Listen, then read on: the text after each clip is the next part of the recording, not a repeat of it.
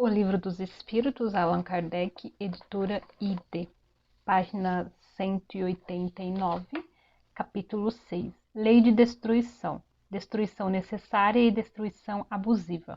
Questão 728. A destruição é uma lei da natureza? É preciso que tudo se destrua para renascer e se regenerar, porque o que chamais destruição não é senão uma transformação que tem por objetivo a renovação e melhoramento dos seres vivos. O instinto de destruição teria assim sido dado aos seres vivos com objetivos providenciais?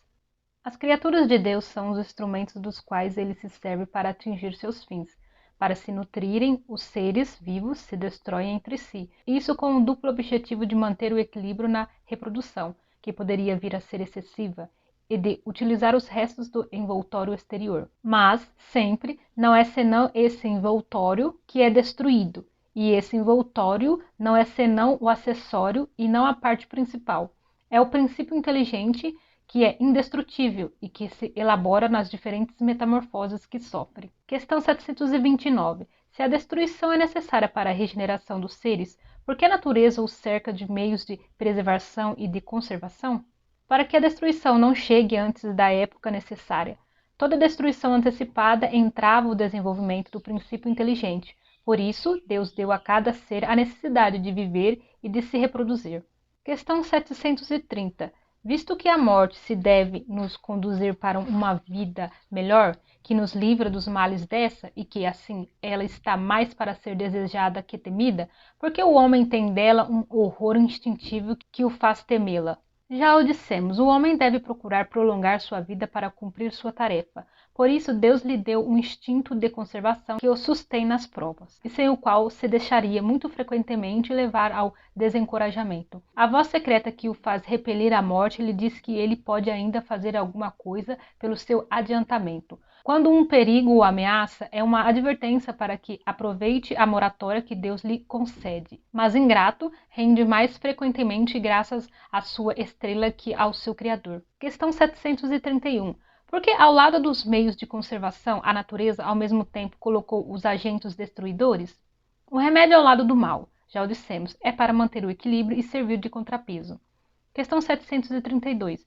A necessidade de destruição é a mesma em todos os mundos? Ela é proporcional ao estado mais ou menos material dos mundos, e cessa com um estado físico e moral mais depurado. Nos mundos mais avançados que o vosso, as condições de existência são outras. Questão 733. A necessidade da destruição existirá sempre entre os homens sobre a terra? A necessidade de destruição enfraquece entre os homens, à medida que o espírito se sobrepõe à matéria, e é por isso que vedes o horror à destruição seguir o desenvolvimento intelectual e moral. Questão 734. Em seu estado atual, o homem tem um direito ilimitado de destruição sobre os animais? Esse direito é regulado pela necessidade de prover a sua nutrição e a sua segurança. O abuso jamais foi um direito. Questão 735. Que pensar da destruição que ultrapassa os limites das necessidades e da segurança? Da caça, por exemplo, quando não tem por objetivo senão o prazer de destruir sem utilidade? Predominância da bestialidade sobre a natureza espiritual. Toda destruição que ultrapassa os limites da necessidade é uma violação da lei de Deus. Os animais não destroem senão por suas necessidades, mas o homem, que tem o livre-arbítrio, destrói sem necessidade. Ele prestará contas do abuso da liberdade que lhe foi concedida, porque é os maus instintos que ele cede. Questão 736. Os povos que possuem em excesso o escrúpulo relativo à destruição dos animais têm um mérito particular? É um excesso num sentimento louvável por si mesmo, mas que se torna abusivo e cujo mérito é neutralizado pelo abuso de bens de outras espécies. Há entre eles mais de medo supersticioso do que verdadeira bondade.